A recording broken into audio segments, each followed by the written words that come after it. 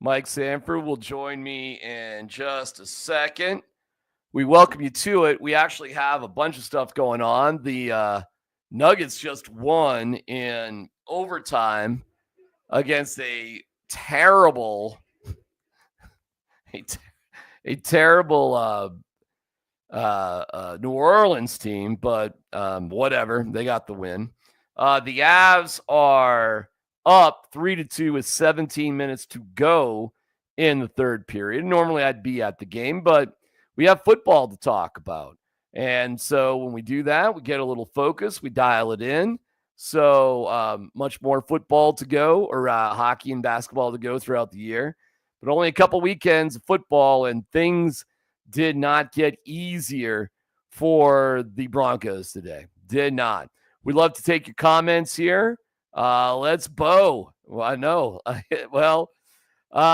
Bo Nix lost the Rookie of the Year competition today because Jaden Daniels was unbelievable. And I know the Eagles have some injury issues with both Pickett and Jalen Hurts, but the dude was absolutely phenomenal in their win over the Eagles with basically a walk-off touchdown pass. So that's a wrap on that is a wrap on the Rookie of the Year competition. That unfortunately is over. If you had Jaden Daniels on your bingo card, you win because that dude was sensational. Meanwhile, basically everything the Broncos needed to happen didn't. The Bengals won 24-6. The Colts won 38-30 over the Titans, and the Dolphins won 29-17 over the Niners. So you needed losses on all of those, and instead all three won. So yeah, that's not great. Yesterday, the Chiefs beat the Texans. And it's close. It's another one score. 8 points is one score, one possession at least. 27-19. They beat the Texans, and the Ravens gave the Steelers a reality check. I think there's a good possibility the Steelers lose even their last two games and end up as a wild card team rather than as a division champ, as they are now tied with the Ravens. And I think, double check. I think they lose the tiebreaker right now, but that could obviously change in the last 2 weeks. Yeah, they do lose. Oh, no. Oh, yeah. They win the tiebreaker over Baltimore based on best win percentage in conference games. Yikes. Okay. And meanwhile, the Raiders do the most Raider thing in the world. You knew they would do this. They are so stupid. And they walk away with a W today, which does them absolutely no good. They are idiots. The Giants do what it takes to get Shedeur. So smart for them as they lose to the Falcons and Michael Penix Jr. 34-7. Penix was solid, not spectacular, but solid. Drew Lock was, Drew Lock. And it's incredible to see that the Raiders would figure out a way to beat the and come from behind too. They came from behind to win 19-14 over the Jags. So not a great day for the Broncos. They're going to have to earn it. The Bengals, they didn't set the world on fire, but, they did all right. They did good enough. Coach Mike Sanford joining us now. Coach, I'm glad you're here. And as soon as you get here, it's time to hear from our sponsors once Mike Sanford gets to town. So let's go, Beau. Don't let concerns about shifts in the market disrupt your long-term financial goals. Edward Jones financial advisor Beau Smith can help. He'll work with you on an investment strategy for long-term results.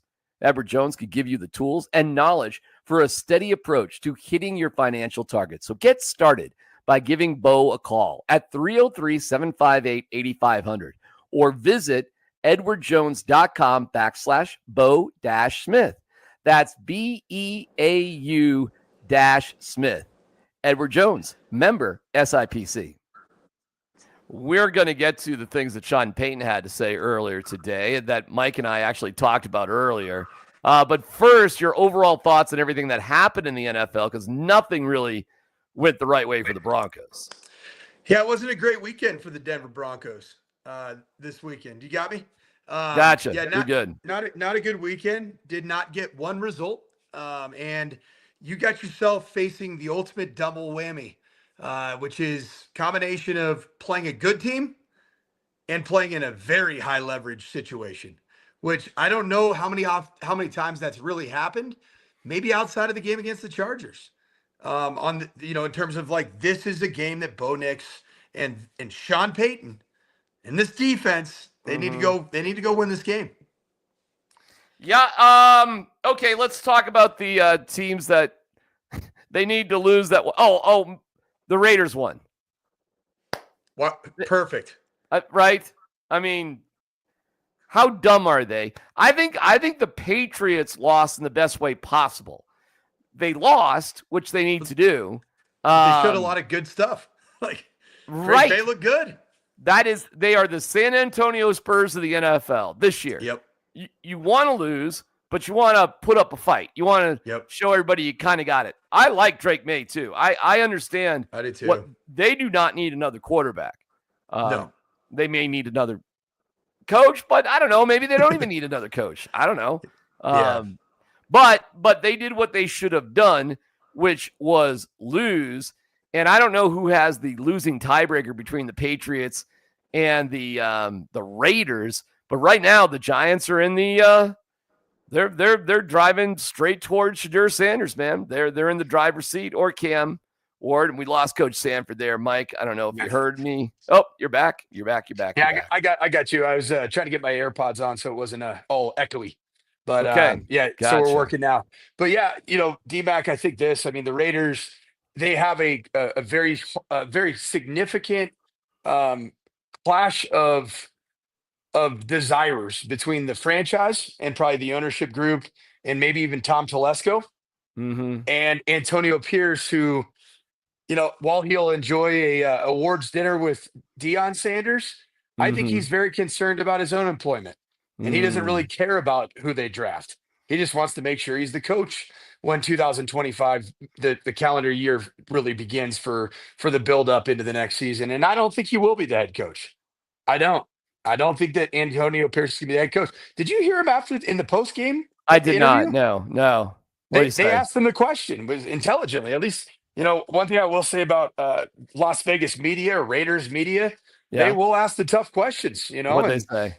They straight up said, like, what was going on? Like, do you guys understand what the big need of the team is? And, and he goes, and he just like Antonio Pierce kind of in his little, I don't know, smarmy way, looks at the reporter and says, I don't know, ask Tom Telesco, the general manager. Wow. He might be getting fired then. Okay. He is getting fired. Okay. And yeah, I mean, it's been a disaster. Like, even him winning today was a disaster. Oh, that's a total disaster. And you were going to have to try hard because you were playing another shitty team. And you didn't try hard enough to lose. Yep. And you just screwed your franchise. I mean, listen, if you're okay with Cam Ward, then fine. But be careful. Don't win another one. No question. Don't be an idiot.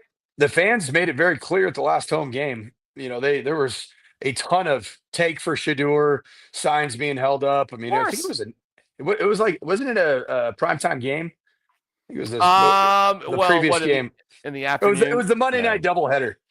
It was a part of the Monday night doubleheader, I think, last weekend or last Monday. Oh, yeah. Well, they figured it out last week. I mean, they got close, but they figured out how to lose last week, not this week. Listen, they're idiots. They're the Raiders. Dumb teams do dumb shit. And I'm not saying Cam Ward can't be a great quarterback in the NFL. And, you got 2 games to earn it. But you probably, I mean, unless the Sanders family just, I don't know, man, doesn't like New York for some reason. But I'm not exactly sure why that would be unless they, it's too far away for them. I don't know. Is there any reasonable reason why they wouldn't like New York? Well, and you got to think about this. At the end of the day, like, Shadur Sanders is a great prospect for a lot of reasons. He's unbelievable thrower of the football. He's got crazy amounts of confidence, natural, genuine confidence. But is he for every single franchise in the National Football League? I don't know the answer to that. That's more the question to me, rather than is the Sanders family high on New York or not. I don't know the answer to that. The Giants have the Colts, who, I mean, there are moments Anthony Richardson looks really good.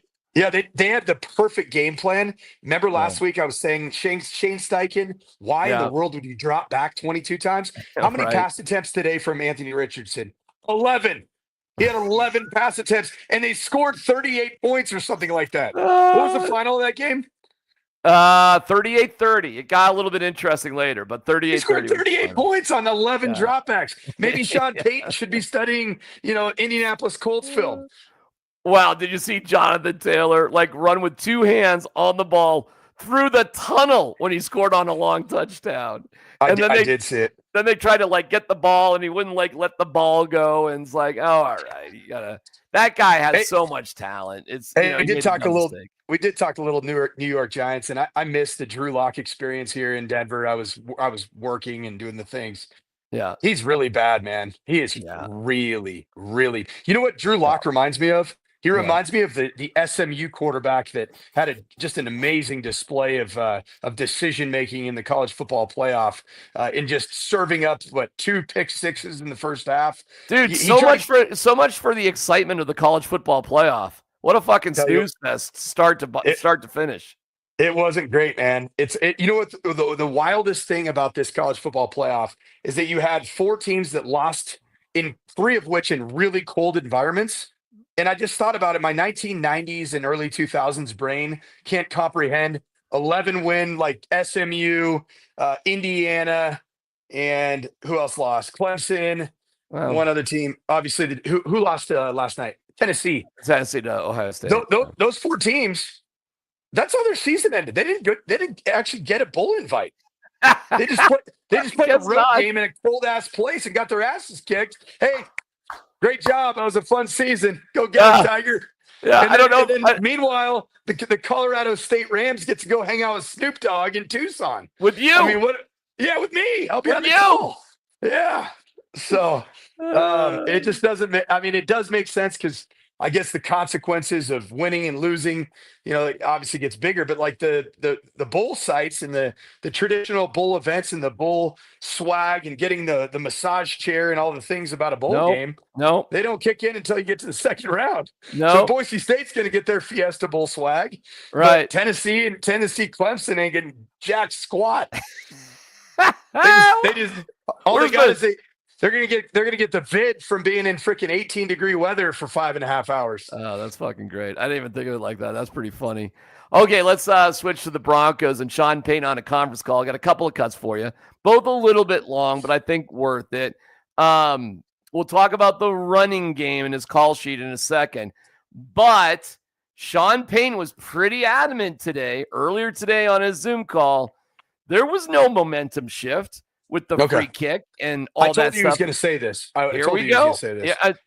I told you he was going to say this. We have no video, so just use your imagination and picture you're looking at Sean Payton here. You're trying to shift the momentum. So much was made. I thought well, how do I say it? One of the dumber storylines was the end of the half in regards to us being aggressive with 41 seconds, 2 timeouts. We punt the ball. The half's over with. I read more stuff that I just looked at and thought, this is garbage. Number one, it didn't shift the momentum. We got the ball back to start the second half, went down the field, kicked a field goal. We were back up 11. But this sequence, this area of the game you're talking about is the area that as a coach you look at and you get frustrated just with how do we put a break on the momentum that had shifted, and I feel like we could have done better. Okay, you got the gist of it. What do you think, Coach? Well, everybody's dumb. Sean very clearly drew a line in the sand that anybody questions whether that he handled that perfectly at the end of the half is done. He's on the smart side of that line, and everybody else is on the dumb side of that line. I mean, it's really clear what he did there, DMac. And you know what? Cool. All I say is that you better win one of these next 2 games. Okay? better win one of these next 2 games, and you better not back your way into the postseason.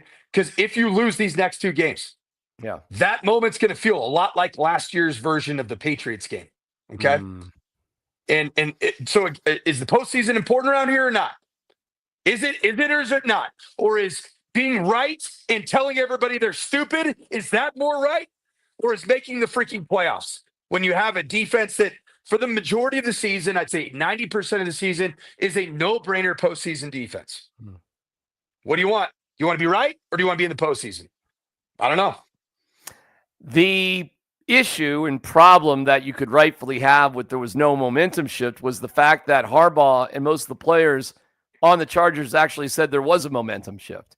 And yeah, you got a field goal. Okay, it wasn't a touchdown on your drive at the beginning of the second half. But all you did was get it to where it was. You didn't gain anything. And the point of deferring is to gain an advantage, not just to be good. That being said, you did have a 2-possession lead in the second half, and you're at home, and you have a good defense. So maybe that could have been enough, but they stopped running the ball. So here we get to our second clip, because he was asked about that earlier today. The TV cameras on Thursday caught on your play sheet the words "run it." I'm wondering, how often do you kind of write something like that as a point of emphasis on your play sheet? And after you've looked at the film, how do you feel about how you guys maybe got away a little bit from the run game in the second half?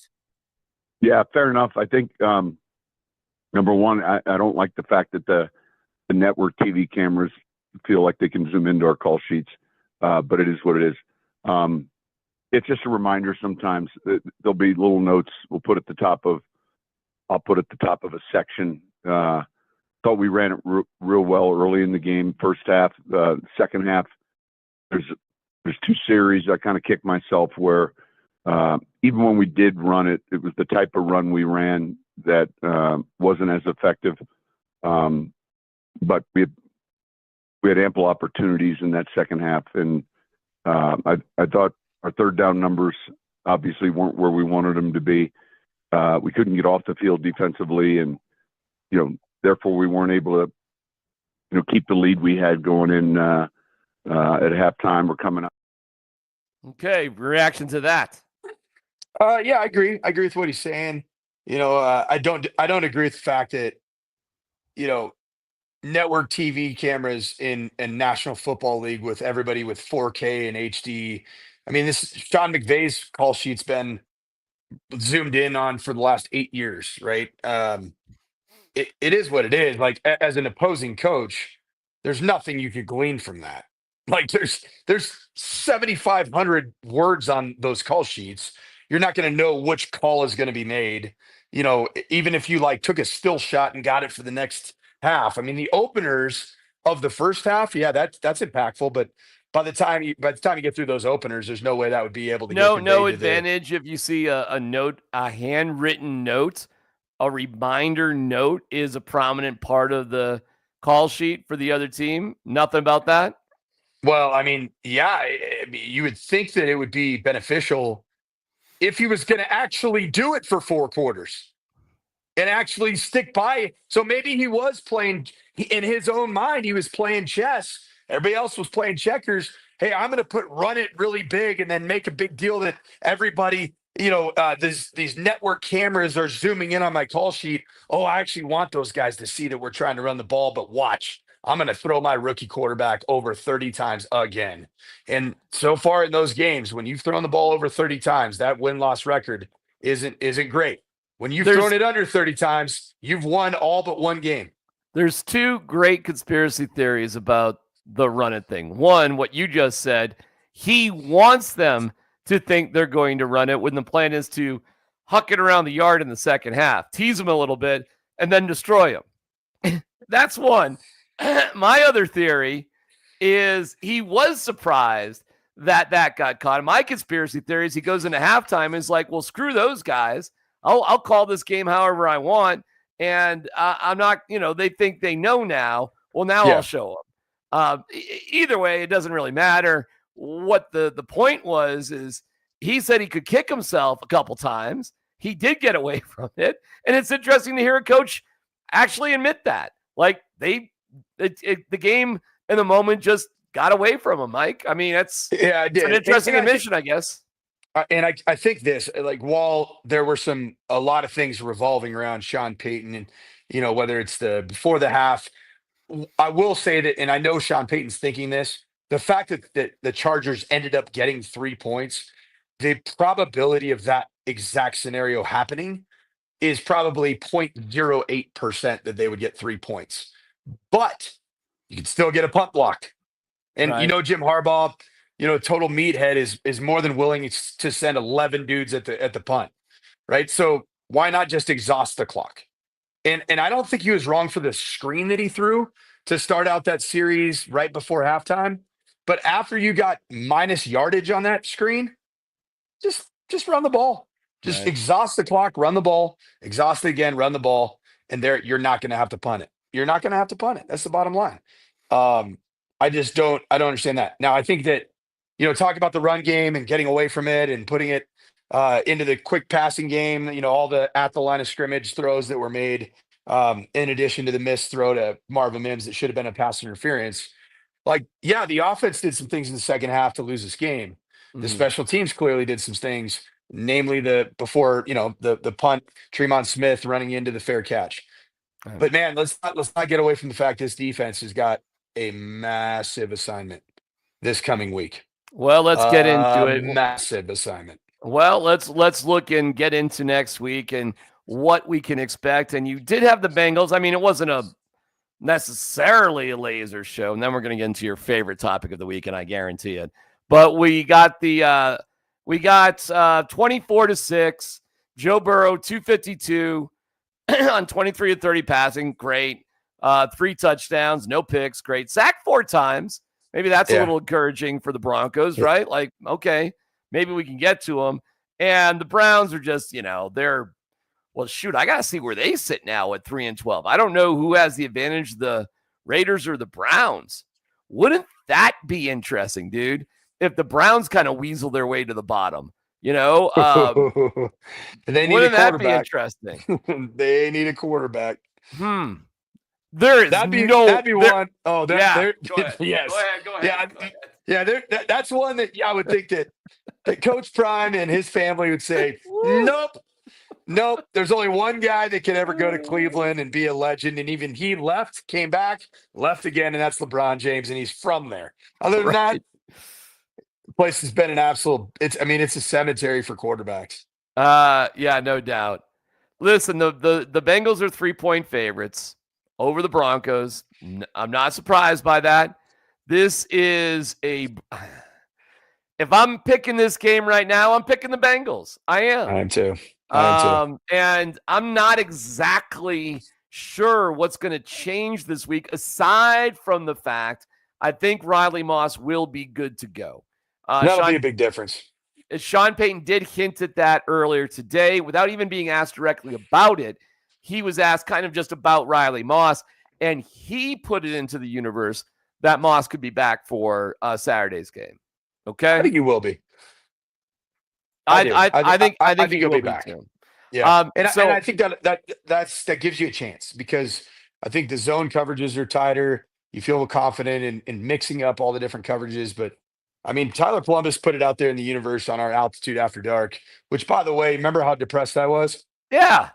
It's probably because I realized that Joe Burrow would win this weekend, and then you got to go there and win. And if you lose that one, or if you get shellacked, then as a Broncos franchise, you are essentially depending on the Chiefs sitting their players in week 18 to get into the postseason. Which, listen, they won today, and I guess at this point we should do nothing but this is tough, man. If the Chiefs were to lose their last 2 games and the Bills were to win, and they have the Jets and Patriots again, so they probably should do that, then they would lose the tiebreaker, and now you're, back-to-back weeks with the Chiefs.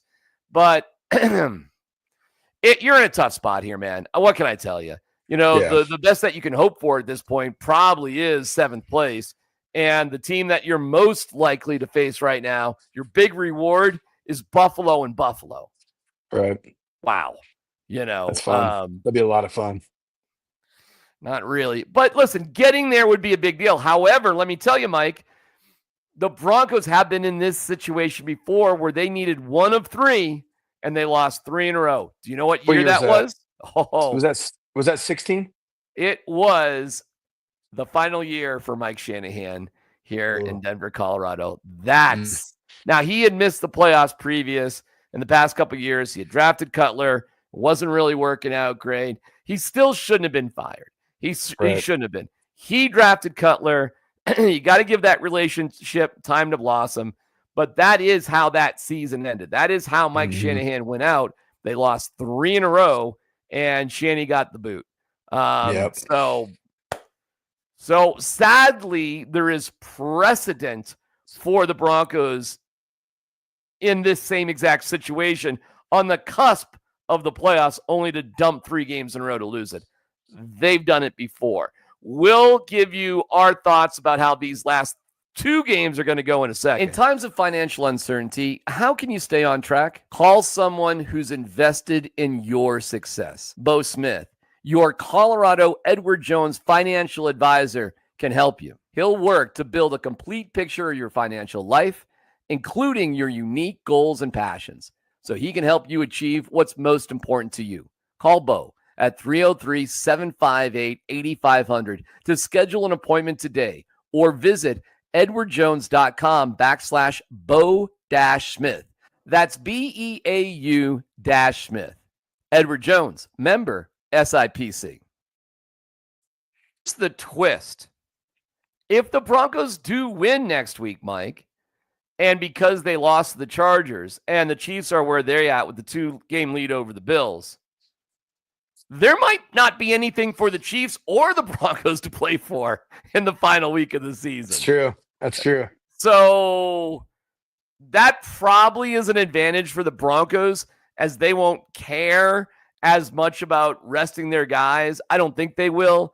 I think they're still in a developmental year for Beau. 100%. They got to get over this hump. So even though they don't have anything to play for and they'd be playing the next week, I think they'd be going for it. You? Yeah, they got to go for it. And like you said, it's a young team. It's a healthy team.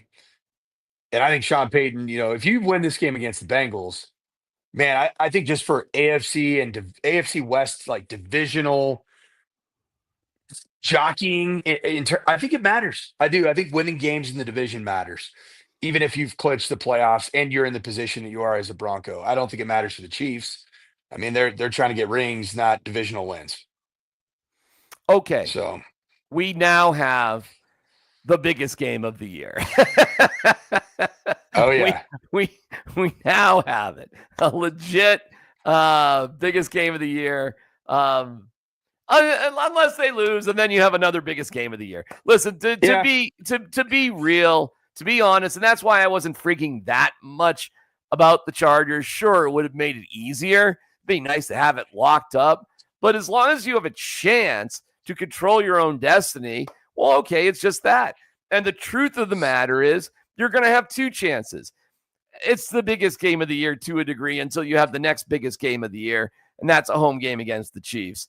And then that will mean the season will go down to the last game of the season, which is always very, very exciting. So, sure, I'd like to see the Broncos beat the Bengals, but just to keep it real, there's other ways for them to make the playoffs. However, Coach Sanford, the Broncos did not make the playoffs this weekend.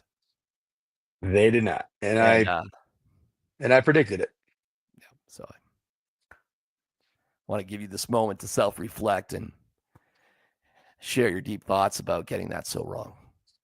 Well, I got it wrong because the Broncos blew a Thursday night game against a team they were beating 21-10. And that's the biggest one. And then afterwards, I think in my moment of depression, I just very in a very cavalier manner just kind of went about and just said, all 3 of these teams are probably going to lose this weekend, and you're going to just back your way into the playoffs, and nobody's going to feel good about it. Then you're going to go play the Bengals, get your ass beat, and then you'll play the Chiefs, and you might play against their practice squad team.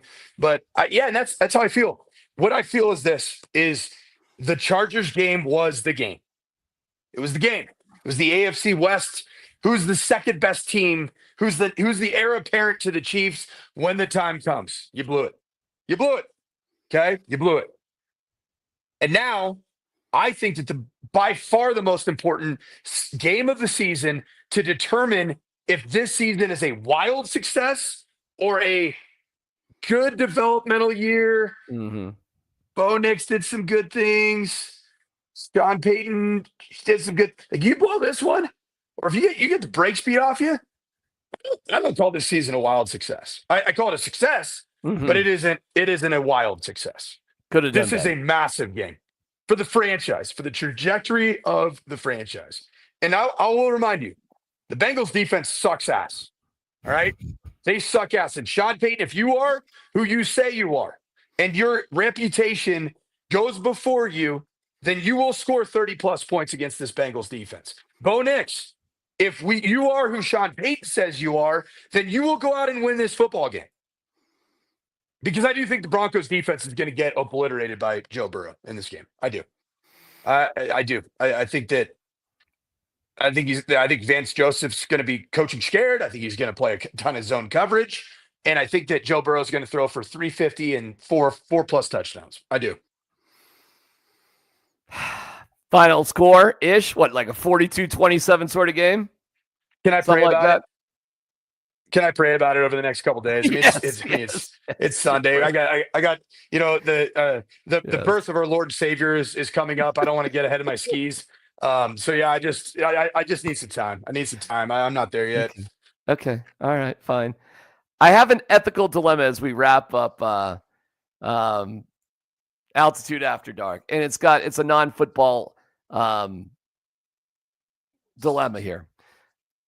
The Avs are leading 5-2. They're going to win the game. Joel Kiviranta has a hat trick. 2 of the goals on his hat trick are empty netters. Should it be considered a real hat trick?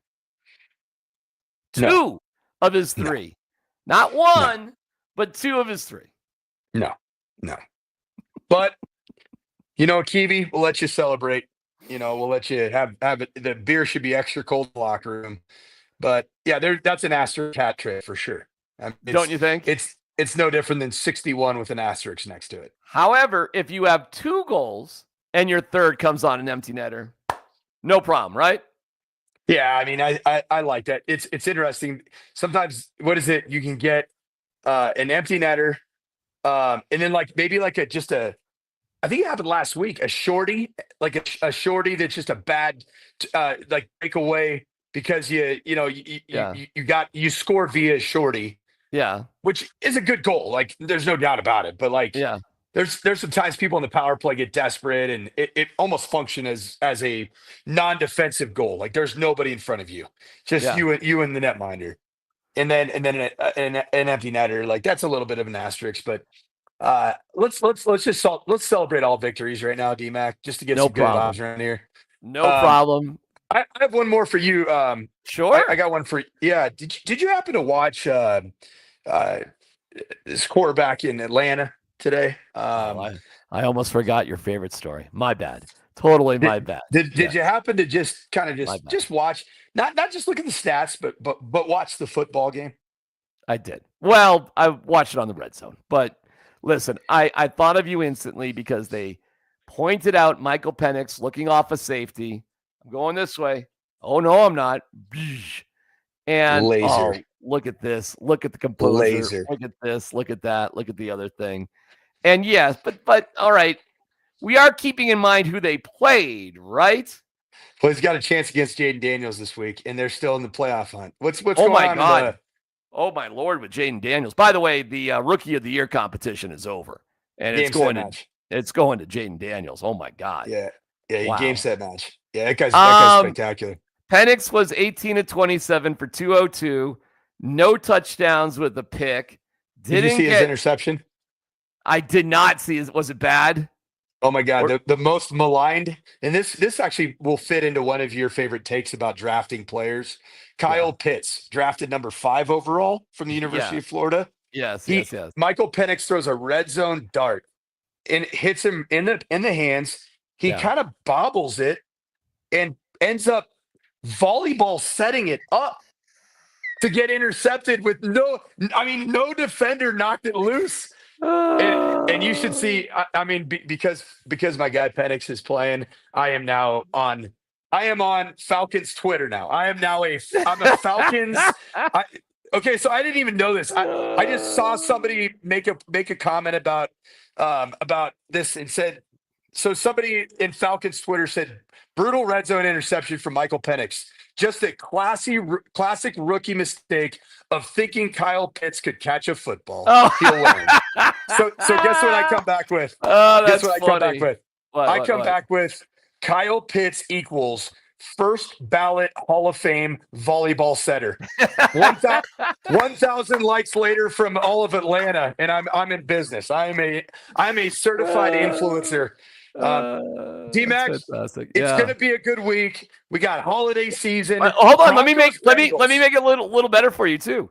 Right now, just to help you out here on your point, Dallas is beating Tampa Bay 26-14, and I don't know who owns the tiebreaker, but that would put Tampa and Atlanta tied for first place in the worst division in football. And boy, does that get interesting, right? And boy, they got to play. Do they play each other when they got it, right? They got I think it's the final game of the year. It's hey, not. Real quick. I gotta give the old Irish goodbye, and you're a guy that understand it. My daughter's 15th birthday is today. We got cake and ice cream, and I said 8:35. So altitude after dark, man. I love y'all. Okay, way to be a liar. It's 8:36. We'll see you, Coacher, my guy. Well, there you go. Joel Kiviranta, first career regular season hat trick. 2 of them were empty netters. Can I give you a little of this? Maybe I can give you a little bit of this right here. Hold on. How quick am I? Let's see how quick I am. Hold on.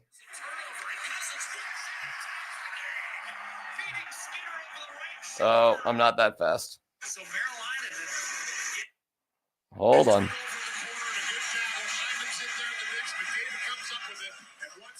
Oh, shoot. I do not have it. I do not have it for you. I'm sorry. Apologize for that.